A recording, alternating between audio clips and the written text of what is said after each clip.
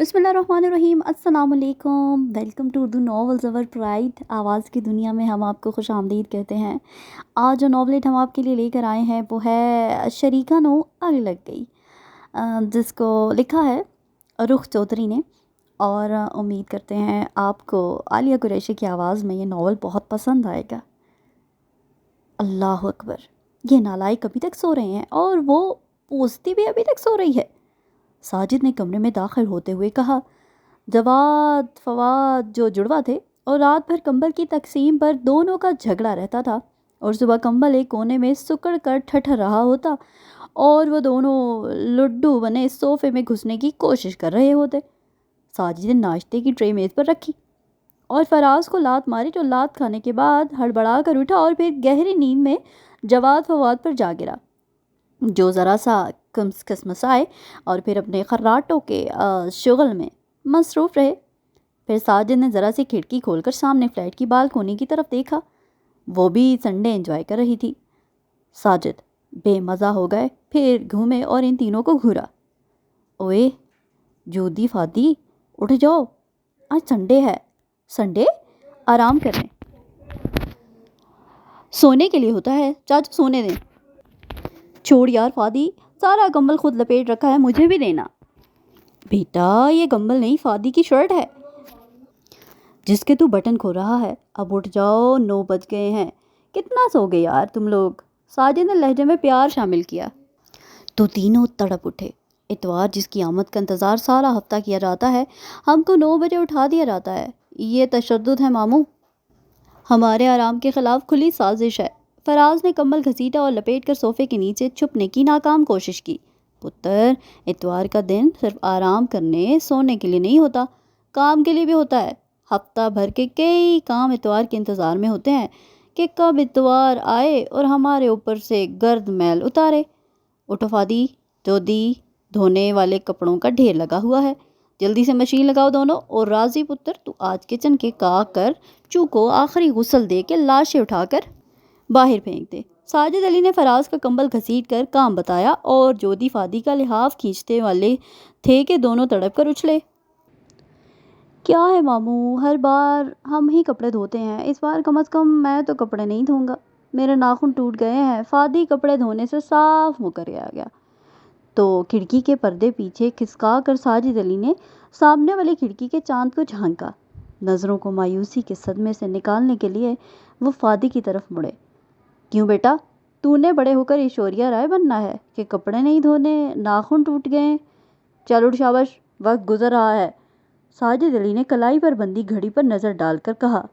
तो जोधी ने लिहाफ दोबारा लपेटते हुए ऐलान किया। मामू, कपड़े तो मैं भी नहीं धो सकता। डोंट वरी बेटा, इस बार मैंने पर्दों पर लगी सुइयां उतार कर रख दी हैं, जो पिछली बार चुभ गई थी। साजिद अली ने इत्मीनान से कहा तो वो दोनों बेहोश होने लगे। तो क्या पर्दे भी हम ही धोएंगे? क्या करूं पुत्र, तुम लोगों के बाप मुल्क से बाहर हैं, वरना इनको धोबी बना लेता। उठो शाबाश। मगर मामू, मैं कपड़े धो ही नहीं सकता, मेरे दांतों में बहुत दर्द है।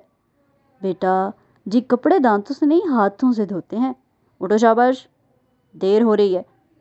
साजिद अली ने इनको बाजू से पकड़कर उठाया तो फादी कुशन गोद में रखकर बसोड़ने लगा। ये ज्यादती है मामू। बेटा ये ज्यादती नहीं, कमीशन है और फट चका है तो लोगों की धींगा शीशियों से कपड़े धोने के बाद 2-4 टांके उसको भी लगा देना।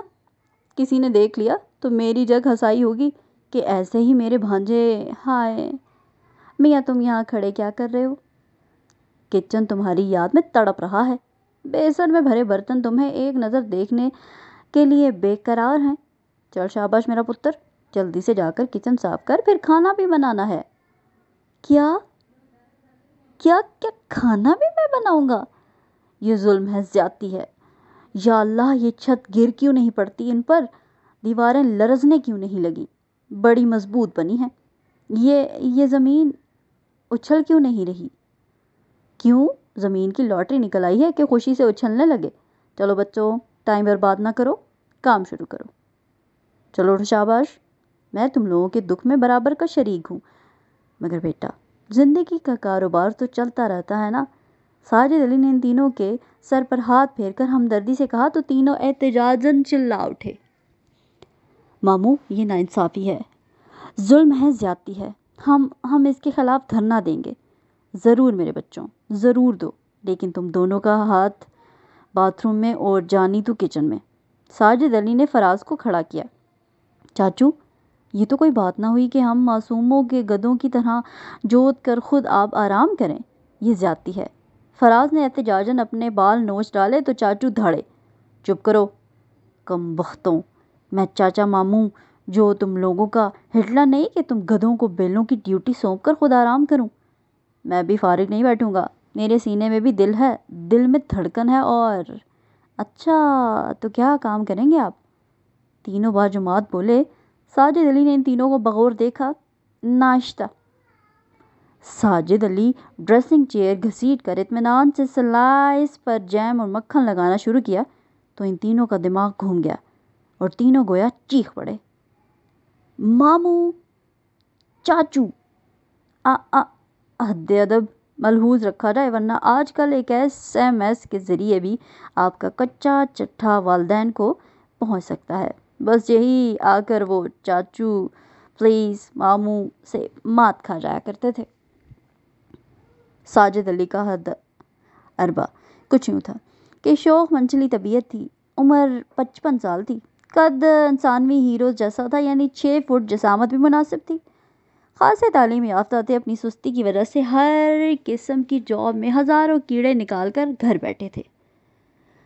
اللہ نے والدین کو دولت دی تھی جو اپنے اس بیٹے کے نام کر کے دوسرے جہاں سدھار چکے تھے، اور اب یہ تین تنہا رہتے تھے۔ خود فواد، جواد اور فراز کے والدین بیرون ملک ہاسٹل ہو گئے تھے۔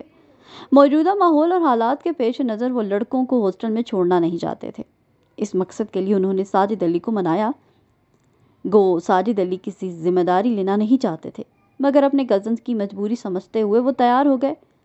مگر لڑکے ان کے ساتھ سخت ناخوش تھے، چونکہ وہ کافی کنجوس بھی واقع ہوئے تھے۔ اسی لیے ملازمین کا خرچہ بچانے کے لیے انہوں نے لڑکوں سے ہی کام لینا تھا۔ بیٹا جی، رکھنے کو تو میں 100 ملازم رکھ لوں، مگر حالات ٹھیک نہیں۔ یہ نوکر بڑے چالاک ہوتے ہیں، موقع پاتے ہی مالک کو قتل کر کے لوٹ لاٹ کر فرار ہو جاتے ہیں، اور یوں بھی خود کام کرنے سے بندہ ایکٹیو رہتا ہے، صحت اچھی رہتی ہے، کوئی بیماری قریب آنے کی جرت نہیں کر سکتی۔ ہاں، کالی کھانسی کی الگ بات ہے۔ یہ باتیں وہ پوش ایریا کی ایک بہترین محل نما کوٹھی میں بیٹھ کر کرتے تو لڑکوں کی جان جل جاتی۔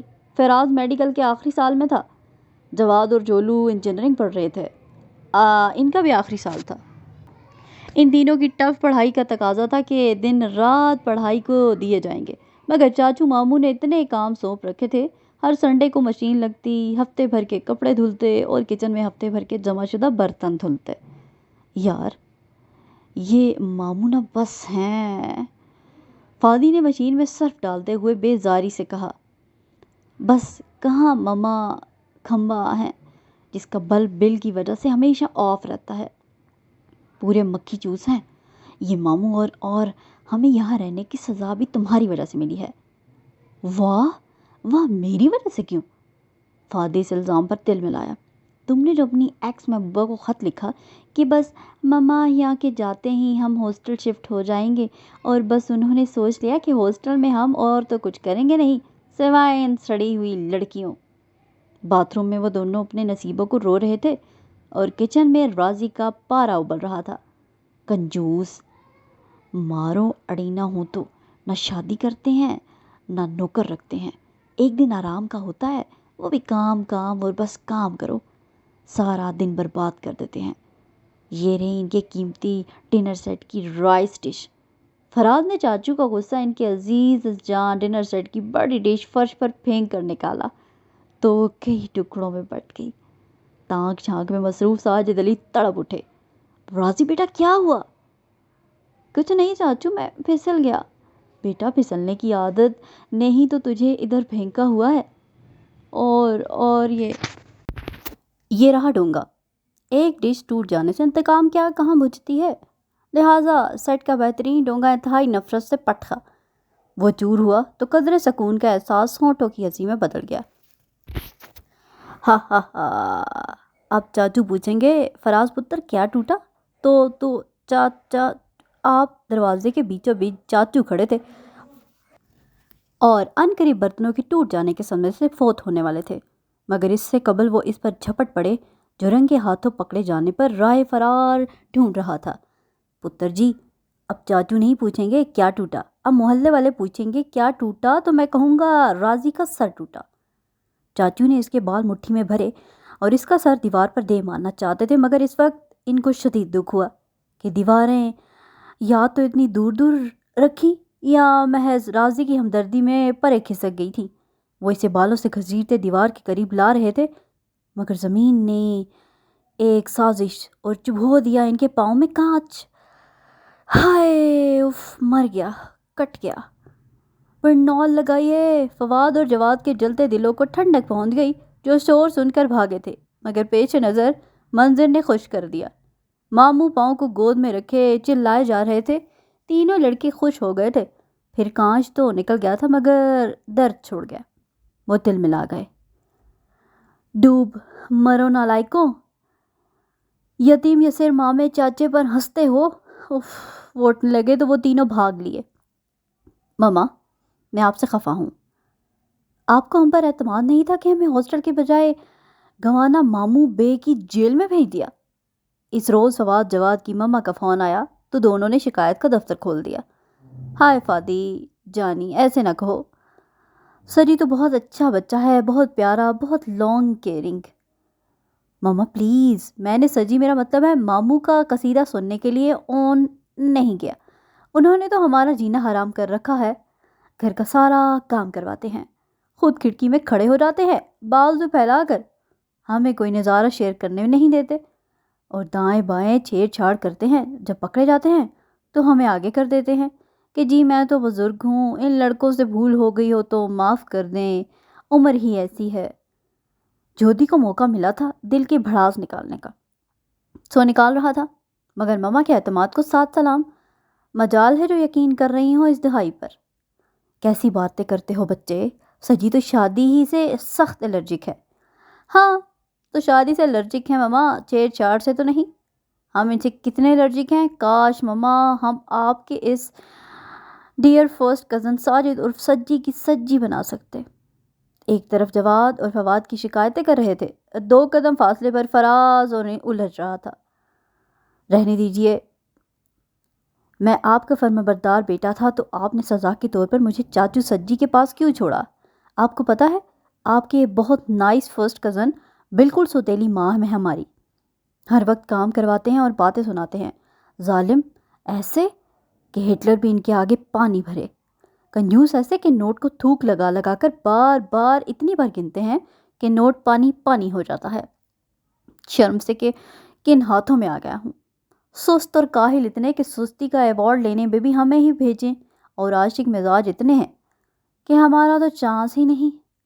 نہیں، میرا مطلب ہے پاپا، آپ سن رہے ہیں؟ ہلو پاپا، پلیز ہمیں اس کو گوانتا نا موبے کی جیل سے، پاپا نہیں وہ چاچو، ماموں آپ کو کب آئے؟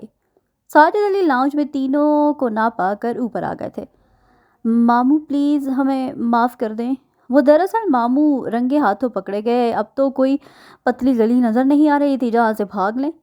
میں گوانتا نومے جیل ہوں۔ ہاں، گوانتا نامولے جیل۔ ساجد علی نے اسے کان سے پکڑ کر مقابل کھڑا کیا تو اس نے آنکھیں بند کر لیں۔ جی ہاں بالکل۔ فواد نے جواد کی ٹانگ پر چٹکی بھری تو بیان بدل گیا۔ جی بالکل نہیں، قطعی نہیں، ہرگز نہیں، آپ کو گوانتام نامے جیل نہیں، سینٹرل جیل ہیں، نہیں کوٹ لکھپت نہیں۔ ماموں، یہ جواد نے منہ کھولا ہی تھا کہ ماموں نے دوسرے ہاتھ سے اس کا کان اپنی گرفت میں قید کر لیا۔ کاش تم میری سجی بنا سکتے۔ ہاں یہی خواہش ہے تمہاری، کان پر جاؤ، کان اکاڑنے کی کوشش تھی۔ جی ہاں، جی نہیں ماموں، سجی کے لیے تو صحت مند زیادہ گوشت والا جانور چاہیے ہوتا ہے، آپ کی تو سجی بن ہی نہیں سکتی، آپ پر گوشت کم ہے۔ گویا میں جانور ہوں، دانت پیسے گئے۔ جی ہاں، جی جی نہیں، آپ پتر جی تم کہاں چلے؟ فراد نے سوچا تھا کہ ماموں اور بھانجوں کی توازوں میں مصروف ہیں تو وہ نکل لے، ان ہاتھ مصروف تھے مگر تو میں سوتیلی ماں ہوں۔ جی جی نہیں، میں اتنا ظالم ہوں کہ ہٹلر بھی پانی بھرتا ہے میرے آگے؟ جی کوئی شک ہے؟ وہ میرا مطلب چاچو آپ ہٹلر کے سامنے پانی بھرتے ہیں، وہ میرا مطلب ہے کہ کنجوس اتنا کہ ایک نوٹ کو تھوک لگا کر اتنی بار گنتا ہوں کہ نوٹ پانی پانی ہو جاتا ہے۔ ہاں ایسا ہی ہے نا راضی پتر، اس وقت تو میرا دل چاہ رہا ہے کہ کاش تو کوئی نوٹ ہوتا اور میں تجھے اتنی بار گنتا کہ تو پانی پانی ہو جاتا۔ نہیں چاچو نہیں، ایسا نہ کریں۔ فراز چاچو کے اگلے ایکشن کو دیکھتے ہوئے بھاگنے لگا مگر ساجد نے تینوں کو گھیرے میں لیا۔ میں سمجھ گیا، آج تم لوگ میرے ہاتھ کا ڈنر کرنا چاہتے ہو، اوکے؟ نہیں نہیں چاچو، ماموں آپ ہمیں مار لیجئے الٹا لٹکا کر مگر اپنے ہاتھوں کا ڈنر مت بنائیے۔ تینوں ایک بار پھر ان کے پیروں سے چمٹ گئے کیونکہ ساجد علی کی مار ڈانٹ سے کہیں زیادہ بڑی سزا ان کے ہاتھ کا کھانا تھا۔ اب وہ ڈنر میں ماش کی لمبے شوربے والی تڑکے کے بغیر دال ابالیں گے، ساتھ ساری دنیا کا نقشہ پیش کرتی چپاتیاں بنائیں گے، ایک سائڈ سے جلی دوسری طرف سے بالکل کچی، اور خود ان کے سامنے تکا اڑاتے۔ ان سب باتوں سے کہیں زیادہ ان کی مسکراہٹ ہوتی جو ان کا خون جلا رہی تھی۔ کتنا اچھا ہوتا اس گھر میں کوئی چاچی ہوتی۔ فراز نے ڈسٹنگ کرتے ہوئے پلٹ کر فادی کو دیکھا جو کشن سی رہا تھا اور بار بار سوئی چبھ رہی تھی۔ ہاں یار، مامی ہوتی تو کم از کم ہمیں یہ خالص لڑکیوں والے کام تو نہ کرنے پڑتے۔ وہ ہوتی اور یقیناً کوئی ایک آدھ ماسی بھی ہوتی، اس گھر میں تو ہمیں یہ سب نہ کرنا پڑتا۔ سچ ماموں بہت برے ہیں، میں نے تو سوچا ہے کہ کسی طرح بھی ہم ان کی شادی کروا دیتے ہیں۔ جوتی جو شام کی چائے بنا رہا تھا ان کو مگ دے کر خود فرشی کشن پر بیٹھ گیا۔ اول تو یہ کہ شادی کے نام سے ان کو ہارٹ اٹیک ہونے لگتا ہے، دوسری بات یہ کہ کوئی لڑکی ان کے ساتھ شادی کے لیے تیار نہیں ہوگی۔ یہ عجیب مشکل ہے یار کہ شادی نہیں کرنی، ویسے ہر وقت چلمن سے، چوباروں سے، کھڑکی سے، دروازے سے، بالکونی سے محلے بھر کی لڑکیوں کا ٹیرس پر آنا محال کر رکھا ہے۔ سچ ان کی وجہ سے ہمارا چانس بھی مارا جاتا ہے۔ فراز سخت مایوس تھا۔ کچھ بھی ہو یار، چاچو کی شادی ہوگی تو ہی ہمیں سکون ملے گا، ابھی ہمیں مزید 4 سال تک یہاں رہنا ہے۔ کچھ سوچیں تو تب نہ کہ جب یقین ہو کہ کوئی لڑکی ان کے ساتھ شادی کے لیے تیار ہو جائے گی۔ تینوں جو دروازے کی جانب پشت کیے سجی کی برائیوں میں مصروف تھے، ان کو کانوں کان خبر نہ ہوئی کہ وہ دبے پاؤں جانے کب ان کے پیچھے آ کر کھڑے ہو گئے تھے۔ آہٹ پر تینوں نے پلٹ کر دیکھا، ایک بار پھر ان کے پاؤں پڑ پڑے گڑگڑا رہے تھے۔ یہ سچ تھا کہ سجی نہ تو بد نظر تھے نہ ہی بد نیت، اور یہ بھی حقیقت تھی کہ وہ شادی نہیں کرنا چاہتے تھے، اور اس سے بڑا سچ یہ تھا کہ کوئی لڑکی ان کو اپنی غلامی میں قبول ہی نہیں کرتی تھی۔ مگر چونکہ زندگی کے 4 دن بھی گزارنے تھے اور کچھ دل پشوری مقصود ہوتی، اس لیے وہ اکثر تانگ جھانگ کی شغل میں مصروف رہتے۔ اس وقت بھی وہ ٹیرس میں کھڑے سن گلاسز لگائے سامنے والی بالکونی میں کھڑی لڑکی کو دیکھ کر گنگنا رہے تھے۔ چاچو ست بھرائی ہے، فراز نے ڈرایا مگر سجی قطعی نہ سمجھے۔ مطلب اس کے ساتھ بھائی ہیں، فادی کی اطلاع تھی تو؟ سجی کی بے اعتنائی میں اب ڈھٹائی نمایاں تھی۔ بند کریں یہ حرکتیں، پکڑے گئے نا تو ہڈیوں کا سرما بنا دیں گے۔ پہلی بات تو یہ کہ تم لوگ کیوں کھڑے ہو یہاں، میرا چانس مارنے کے لیے، اور دوسری بات یہ کہ اگر وہ میرا سرما بنائیں گے تو تم لوگ کیا چپ چاپ کھڑے دیکھتے رہو گے؟ سجی نے اپنی محبت اور ان سے اپنے رشتے کی آزمائش کی۔ نہیں تو ماموں، ہم کیوں چپ چاپ کھڑے رہیں گے، ہم بھرپور ساتھ دیں گے، مگر اس کے بھائیوں کا۔ تینوں ایک ساتھ بولے تو ماموں نے لڑکی کی طرف منہ کر کے ماتھا پٹا اور سمجھی سلام بھیجا۔ اسی وقت لڑکی کا ایک بھائی وہاں آ نکلا۔ ڈوب مرو بے شرمو، ماموں چاچو کا سرما بناتے ہو؟ چاچو بھاگے، لڑکی کے بھائی نے آپ کو سلام کرتے ہوئے پکڑ لیا ہے۔ وہ تینوں اندر بھاگے اور سجی اپنی بے گناہی اشاروں کی زبان میں ثابت کرنے لگے۔ یوں ان کی بے گناہی پکا گناہ بن گئی کیونکہ کچھ ہی دیر میں لڑکی اور اس کا بھائی غائب ہو گئے۔ شکر ہے میری دانش مندی کی وجہ سے وہ سمجھ گئے کہ ہم نہایت شریف آدمی ہیں۔ میری اشاروں کی زبان ان کی سمجھ میں آ گئی، چلو اندر۔ ہاں، یہ تینوں کہاں غائب ہو گئے؟ ابھی وہ ٹیرس سے اندر بھی نہیں آ پائے تھے کہ بیرونی دروازہ دھڑ دھڑ پیٹا جانے لگا۔ راضی فادی بیٹا، دروازے پر دیکھو کون ہے، یہ کہہ کر ماموں اپنے کمرے میں گھس گئے۔ راضی فادی تو ملے نہیں، جوتی کوٹ کر جانا پڑا۔ دروازہ کھلا، ایک بہت لمبا چوڑا آدمی کھڑا خونخوار نظروں سے اسے دیکھتا ہوا کمرے کا جائزہ لینے لگا۔ جوتی خوف زدہ ہو گیا، ایسی چیز پہلی بار ہی دیکھی تھی۔ فادی، راضی، جلدی آؤ یار، یہ کیا چیز ہے؟ شروع تو ہو گئی ہے، ختم ہی نہیں ہو رہی۔ ہائے، یہ صحرائی اونٹ ادھر کدھر آ نکلا؟ فادی گھبرا کر پیچھے ہٹا۔ ارے مارے گئے یار، یہ اس سوت بھرائی کا آخری بھائی ہے۔ زادی پر بھی یہ راز کھل ہی گلا تھا۔ اس چھوٹے بھائی نے جودی کو گریبان سے پکڑا تو راضی اور فادی صوفے کی اوٹ میں چھپ گئے۔ بچے کو چھوڑ دیں انکل، مر جائے گا۔ انکل؟ ابے میں انکل لگتا ہوں، 17.5 سال عمر ہے میری۔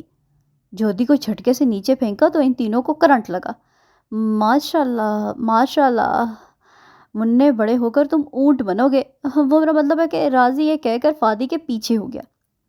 سچ سچ بتا دو، تم لوگوں کے گھر میں گنجا سا آدمی کون ہے؟ گنجا آدمی؟ تینوں نے دوسرے کو دیکھا۔ ویسے بھائیوں، ماموں کو سبق سکھانے کا بڑا گولڈن چانس مل رہا ہے، مت کماؤ۔ بات تو تمہاری ٹھیک ہے، بہت تنگ کر رکھا ہے چاچو نے ہمیں، کہیں تو ہماری بھڑاس نکلے۔ شاید ایسی سمجھ میں نہ آنے والی چیز کے ذریعے ہمیں سکون کل ملنے والا ہے۔ گڈ آئیڈیا، ہم پر نام بھی نہیں آئے گا۔ تینوں سر بھوڑے کھسر پھسر کر رہے تھے۔ یہ کیا کھسر پھسر کر رہے ہو تم لوگ؟ سیدھی طرح بتاتے ہو یا نہیں؟ السلام علیکم بچوں، یہ کیا شور مچا رکھا ہے تم لوگوں نے؟ کون آیا ہے؟ تینوں نے پلٹ کر دیکھا تو آنکھیں اور منہ کھلے کھلے رہ گئے۔ کالے اور سفید بالوں والی کھچڑی سی وگ، گرم شال لپیٹے، ہاتھ میں اپنے والد صاحب کی چھڑی لیے، ذرا سا جھکے گھانستے ہوئے سجی چلے آ رہے تھے۔ وہ تینوں تو بے ہوش ہونے کو تھے، البتہ حسینہ کا بھائی ایک بزرگ ہستی کو دیکھ کر معذب ہو گیا۔ السلام علیکم انکل، اس نے جھٹ سلام چھاڑ دیا۔ وعلیکم السلام میاں، جیتے رہو۔ سجی نے ان تینوں کو دیکھا تو وہ تینوں ایک دوسرے کی شکل دیکھنے لگے۔ کبھی کبھی عقل کا نہ ہونا دوسروں کی ٹانگوں کے لیے کتنا مفید ہوتا ہے۔ فراز جودی کی بات کا مطلب کچھ سمجھ چکا تھا، مگر وہ مثل اونٹ قطعی نہیں سمجھا تھا، اسی لیے تو ذرا سا سر جھکائے اندر آ گیا۔ او، کیسے آئے؟ سجی نے سر پر رکھی اپنی وگ کو ہاتھ سے سہارا دیا۔ جی انکل، آپ کے کمرے میں کوئی گنجا آدمی رہتا ہے کیا؟ گنجا آدمی؟ بیٹا، اس گھر میں تو کوئی گنجا آدمی نہیں رہتا۔ ویسے منع، آپ کو اس گنجے سے کیا شکایت ہے؟ جی انکل، وہ ہماری بہن کو چھیڑتا ہے۔ اوہو، نہایت واہیات حرکت ہے۔ وہ ہمارا ملازم ہے، میں خود اس کی خبر لوں گا۔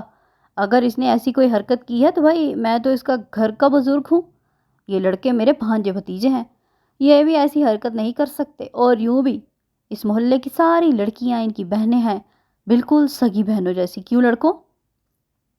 سجی نے شرارت سے ان تینوں کو دیکھا، جن کی اس جملے اور اس نظر پر جان ہی تو جل رہی تھی۔ دیکھ لیں انکل، اگر آپ کے ملازم نے ایسی حرکت پھر کی تو ہم اسے زندہ نہیں چھوڑیں گے۔ ہاں ہاں بیٹا، اطمینان سے جاؤ، آئندہ ایسا نہیں ہوگا، جاؤ، اللہ حافظ۔ سجی نے شال اتار کر دور پھینکی اور وگ کو چھڑی پر لٹکایا کہہ لگانے لگا۔ وہ اپنی ترنگ میں گنگنا رہے تھے کہ دروازہ دھڑ سے کھلا۔ بھیاں خونخوار انداز دوبارہ اندر داخل ہوا اور پھر کیا فارغ کر دیا میاں کو؟ ان اللہ، آخر انسان تھا، کب تک تم جیسی بیوی کو برداشت کرتا؟ کیا 2 سال ہو گئے اس کو پیچھا چھڑائے؟ کیا نہیں بھائی، تم یہاں آ کیوں رہی ہو؟ آ رہی ہو تو پاکستان میں بے شمار 5 سٹار ہوٹل ہیں، وہاں رہو۔ ارے اچھا اوکے، آ جاؤں گا۔ لینے کب نازل ہو رہی ہو؟ اس سنڈے؟ اچھا ٹھیک ہے، اوکے، اللہ حافظ۔ اب یہ عورت زندگی حرام کرے گی، اول درجے کی نک چڑی بد مزاج اور سنگ کی ہے، اسی لیے تو میاں جلدی سدھار لیا۔ ہاں، اب میری زندگی کو جہنم بنانے تشریف لا رہی ہے۔ ارے بھائی، تم بیوہ ہو گئی اور سکون سے زندگی گزارو، میاں کی جائیداد پر عیش کرو، مگر اسے تو عادت ہے دوسروں کی زندگی عذاب بنانے کی۔ جب سے فون پر سجی کو ان کی کزن نشو نے کینیڈا سے پاکستان اور وہ بھی ان کے گھر قیام کی خبر سنائی تھی، وہ مستقل ٹہل ٹہل کر بولے جا رہے تھے۔ دیواروں سے باتیں کرنا اچھا لگتا ہے، یہ بھی پاگل ہو جائیں گے ایسا لگتا ہے۔ چھوڑ یار، یہ تو پیدائشی پرابلم ہے، وہ بڑبڑایا۔ تازہ پرابلم کیا ہے ماموں؟ ماموں نے ان کو دیکھا، گہری سانس، ٹھنڈی آہ بھری۔ ارے وہ آفت نازل ہو رہی ہے۔ کیا خوش خبری سنائی ہے ماموں؟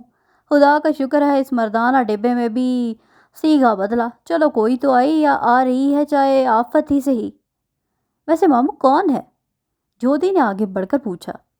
کزن ہے میاں، سجی نے بہت بڑا منہ بنایا، وہ اچھلے۔ ہائے ماموں، کزن تو بڑی اچھی ہوتی ہے، ان کے سجن بن جانے کے چانسز بھی ہوتے ہیں۔ ویسے وہ ہیں کیسی؟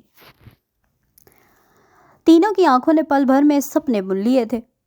ماموں نے ان تینوں کو دیکھا، وہ تم لوگوں کی نہیں میری کزن ہے۔ سارا جوش پل بھر میں جھاگ کی طرح بیٹھ گیا۔ اور پھر سجی نے ان کو بتایا کہ نشا عرف نشو ان کی کزن ہے اور ان تینوں کے والدین کی بھی کزن ہے۔ چونکہ تمام عمر باہر گزاری، اس لیے خاندان کے بچے ان کو نہیں پہچانتے۔ بڑی بدمزاج اور نک چڑی عورت ہے، سنڈے کو آ رہی ہے، یعنی پرسوں۔ ہاں بیٹا، پرسوں تم لوگ بڑے میرے بچوں ذرا ایئرپورٹ چلے جانا۔ کیوں؟ ہم کیوں چلے جائیں؟ آپ کو جانا چاہیے، آپ کی کزن آ رہی ہیں۔ ہاں ٹھیک کہہ رہے ہو فادی بیٹا، لیکن اس روز تو مجھے شدید بخار ہوگا، ٹانگوں میں شدید درد ہوگا اور عین ممکن ہے کہ پاؤں میں کوئی موچ ووچ بھی آ جائے۔ اور زکام و کھانسی تو اس وقت کنارے پہ بیٹھا رہتا ہے، اور میرے چاند اب 70 بیماریوں کے ساتھ اپنی کزن کو لینے جاؤں گا تو کیا سوچے گی وہ، کیا امیج بنے گا اس پر؟ ماموں، وہ آپ کی کزن ہے، آپ کی شکل تو وہ دیکھنے کی عادی ہیں۔ ہاں بیماری تو اس سے کمپرومائز کر لیں گی، بٹ سوری ہم لوگ نہیں جائیں گے۔ تینوں کو مشترکہ فیصلہ تھا۔ بیٹا میں چاہتا ہوں تم لوگ اس سنڈے کو کام کے بجائے ذرا ریلیکس کرو، باہر نکلو، گھومو پھرو اور پھر ایئرپورٹ چلے جاؤ۔ ارے میاں، ایئرپورٹ کی دنیا سی اور ہوتی ہے، دنیا بھر کے لوگ آتے ہیں، یہ پیسے رکھو اور وہاں سے آئس کریم کھا لینا۔ سجی نے ان کو ایئرپورٹ کے بارے میں ایسا بتایا گویا وہ بچے ہوں اور ایئرپورٹ کبھی نہ دیکھا ہو۔ اوپر سے حاتم تائی کی قبر پر لات مار کر اسے بے آرام کرتے ہوئے 50 روپے نکال کر جوڈی کے ہاتھ پر رکھے تو تینوں سلگ اٹھے۔ امپاسبل، ماموں آپ کی کزن ہے، آپ جائیے پلیز۔ چندا پتر، میں تو گھر کے سارے کام کر لوں گا، مشین بھی نکال لوں گا، صفائی کر لوں گا، کھانا بھی بنا لوں گا۔ ماموں چاچو نے تو لڑکوں کو پٹا کر اپنی بلا ان کے سر ڈالنے کی بہتری کوشش کی، مگر انہوں نے پیروں پر پانی نہیں پڑنے دیا۔ اور یہ شاید ان کی زندگی کا اس گھر میں پہلا سنڈے تھا کہ لڑکوں نے کہے بغیر اپنے اپنے کام سنبھال لیے تھے تاکہ ایئرپورٹ نہ جانا پڑے۔ آج فادی کچن میں تھا اور جودی ڈرازی مشین لگائے دھڑا دھڑ کپڑے دھو رہے تھے۔ ڈو مرو نافرمانو، ارے دن رات میرے سینے پر مونگ ڈلتے ہو اور میرا ذرا سا کام نہ کر سکے۔ بالآخر وہ ایئرپورٹ روانہ ہو گئے۔ یہ لو بھائیوں، الائچی والی دودھ پتی ہے۔ فادی نے سجی کے گھر سے نکلتے ہی دودھ پتی بنا لی تھی اور اب ان کی برائیوں کو اس میں ڈبو کر مزے سے چسکیاں لے رہا تھا۔ شکر ہے یار، کچھ تو سین بدلے گا، بلیک اینڈ وائٹ پرنٹ میں رنگ تو آئے گا۔ جودی نے بڑا سا گھونٹ بھرا تو زبان جل گئی۔ جس رنگ کا ذکر کر کے تم خوش ہو رہے ہو نا، انہی کی طرح اڑا ہوا پھیکا رنگ ہوگا۔ راضی نے ہاتھ بڑھا کر مشین آن کر دی۔ تو چلنا یار، ہمیں اس رنگ سے کیا لینا دینا؟ پھر وہ تینوں بیٹھ کر سجی کی برائیاں کرتے رہے کہ وقت کا احساس ہی نہ رہا۔ ارے یار اتنی دیر ہو گئی، وقت گزرنے کا پتہ ہی نہیں چلا، وہ لوگ تو آنے والے ہوں گے۔ تینوں جیسے ہوش میں آ گئے۔ اوہ نو، گوشت جل گیا ہوگا اور چاول کا تسلا بیسن میں رکھ کر ہلکا سا نلکا کھولایا تھا۔ فادی جلدی سے اٹھا تو قریب پڑا مگا دیوار سے ٹکرا کر چور چور ہو گیا۔ چلیے پہلے تو اس کی لاش کو ٹھکانے لگائیے، پھر بچے کہیں چند چاولوں کو بھی کہیں دفن کر دیجیے، ورنہ وہ حال ہوگا نا آنٹی کے سامنے کہ اللہ معاف کرے یار، ہم بھی تو آج عورتیں بن گئے تھے چغلیاں کرنے والی، اور یہ قصور بھی چاچو کا ہے، انہوں نے ہی ہمیں چغل خور عورتیں بنایا۔ اور ابھی تینوں عجیب گندے میلے کچیلے کپڑوں میں کام کر رہی تھی۔ پورچ میں گاڑی رکنے کی آواز آئی۔ ابے یار وہ لوگ آ گئے اور ہمارے حلیے۔ جودی نے خود کو دیکھا۔ چھوڑنا یار، ہمارے حلیوں کا کیا ہے، وہ ماموں کی کزن ہے، ہماری نہیں کہ ہم ڈیش ماریں۔ چلو اتنا اپنا کام کرو۔ لاؤنج کا بیرونی دروازہ کھلا تو جو جہاں تھا وہیں اس کے قدم جم گئے، آنکھیں اور منہ باجمات کھل گئے، کیونکہ پہلوئے لنگور میں جو حور خرامہ خرامہ اندر آ رہی تھی وہ مس ورلڈ، مس یونیورس کے علاوہ بھی حسن کے سارے اعزازات تھامے ان تینوں کے حواسوں پر بجلیاں گرا رہی تھیں۔ اپنی اپنی حالت اور حلیے کو فراموش کیے وہ اس پیکر ضیاء بار حسینہ کے حسن کے سحر میں گم تھے۔ گندے میلے حلیے میں وہ تینوں بالکل سجی کے نوکر ہی لگ رہے تھے۔ کزن نے ان تینوں کو ناک بھو چڑھا کر دیکھا، پھر سجی کو سوالیہ نظروں سے دیکھا۔ سجی مطلب سمجھتے ہوئے ان کی طرف بڑھے۔ ناہنچار، ناخلفوں، یہ کیا حلیہ بنا رکھا ہے؟ سجی نے جو سر پر چپت لگائی، تینوں دونوں جیسے ہوش میں آ گئے۔ یہ کزن ہے ماموں، جودی بڑبڑایا۔ کم آن سجی، یہ آپ نے کیسے ملازم رکھے ہوئے ہیں، بدتمیز قسم کے۔ انہیں تہذیب میں آ گئی، سب کچھ بدل کر کے رکھ دوں گی ان ملازموں سمیت۔ اینی نے سجی کا ہاتھ پکڑا اور آگے بڑھی۔